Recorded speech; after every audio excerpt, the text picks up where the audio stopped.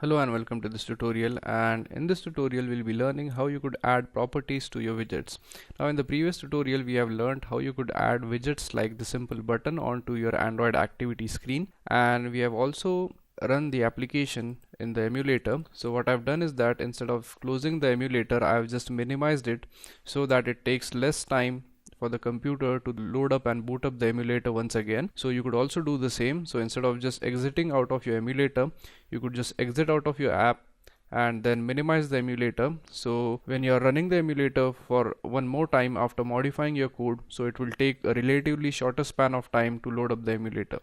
Now what we are going to do in this tutorial is that we are going to define some properties for the button which we have created, and also we are going to try and change the background color of our activity screen by using some Java code. So now in this case, as we want to change the color, the next thing which we want to do in the Java code is that we want to import a package which is called as color. So we go right ahead and we import color. So to import color, we type import android dot graphics dot color, and that is going to import the color package for us. Now the next thing which we want to do is that we want to set the background color of the layout. So in order to do that, we go right ahead here, and in order to change the layout's color, we type my layout, which is nothing but the name of our layout. Then we give a period or dot operator, and then we type set background color, which is a method which is used in order to set the color. Now in the parameter section of this, what we want to do is that we want to specify the color which we want to use. So let's say we want to change the background color to blue. So in this we type color dot and the desired color which we want.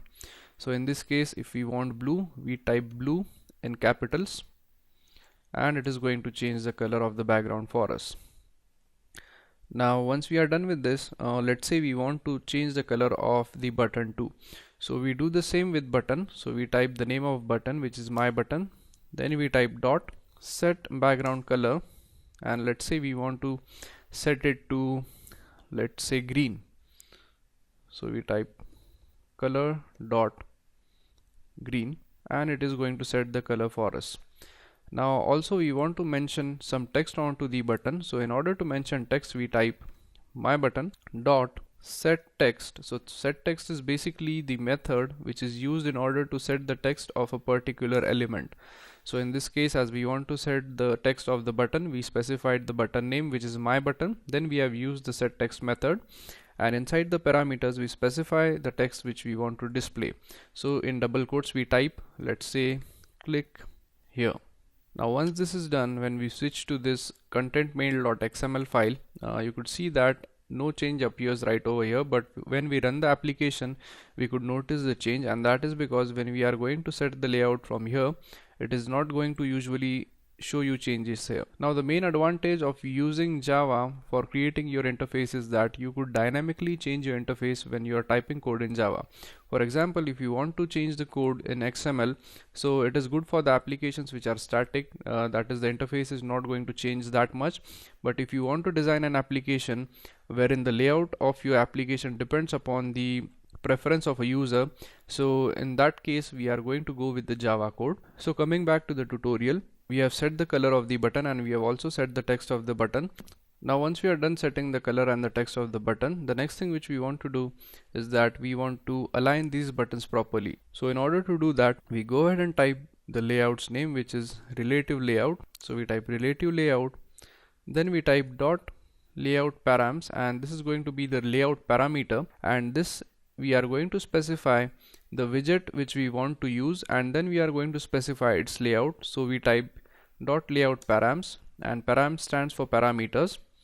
Now the next thing which we need to do is we want to mention the widget for which we are using this. So let's name it as button details, as we are going to set the layout for buttons. So we type button details, and then we type this equals, again we type relative layout, and then again we use the dot layout params, and inside the parameters we want to set the actual parameters which we are going to use. So basically what we are trying to achieve here is that we are going to place the button in the relative layout by using some parameters.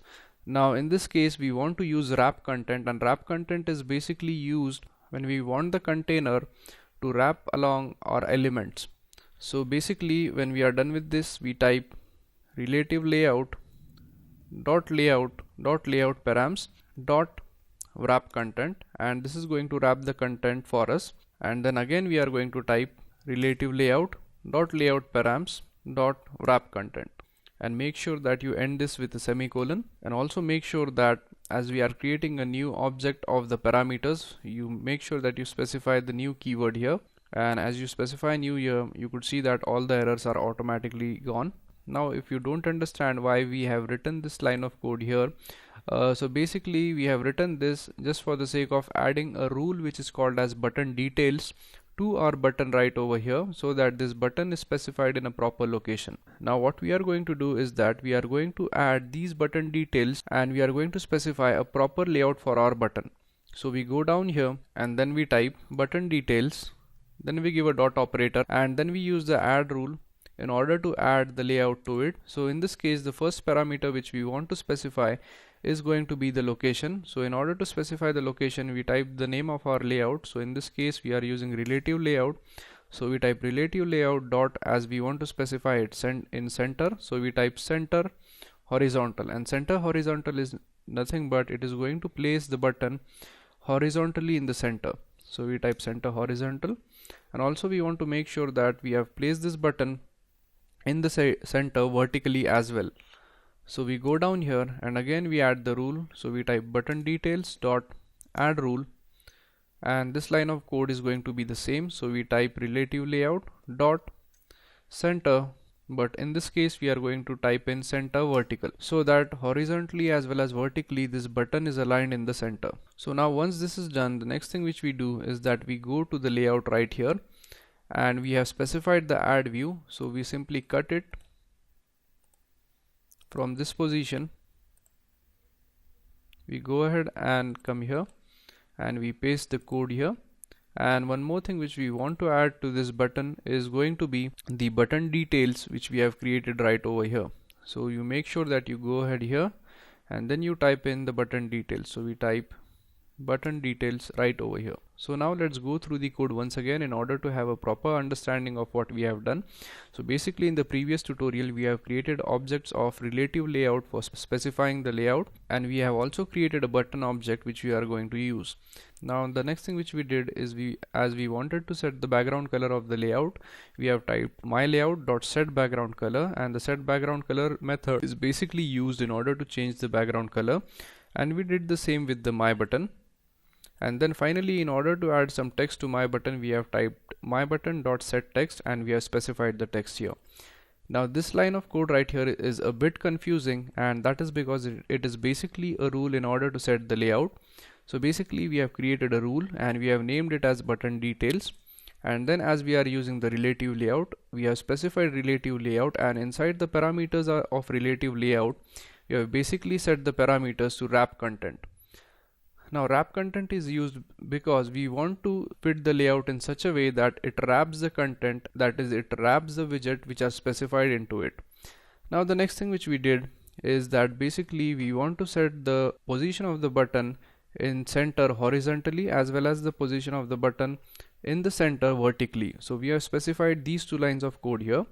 And then finally we have added this view, or we have added the button along with the button details to our layout. So now in order to check the output of our program, we save the code, and when we run it, as our emulator is already running, we select the running emulator and click OK. So as you could see, our application is up and running on the emulator, and you could notice that the background color has been changed to blue, and also the button color is changed to green. And we could also notice that the button right here is set in the center horizontally as well as vertically. So basically we are successful in writing Java code in order to change the background color as well as the button color, and also we are successful in setting the button at the center position horizontally as well as vertically. So in this tutorial what we have learnt is that how you could use Java code in order to add properties to your widgets. So basically what we have done is that we have added the property of background color to the layout, as well as we have added the property of color to the button. And then finally we have added this piece of code right here which is nothing but the button details, and it is used in order to basically specify the layout. And we have used this right over here in order to align the button horizontally and vertically in the center. So that's it for this tutorial, and in the next tutorial we'll be learning how you could add more widgets to your application by typing some Java code. So thank you very much for watching this tutorial, and I'll see you guys in the next tutorial. Thank you.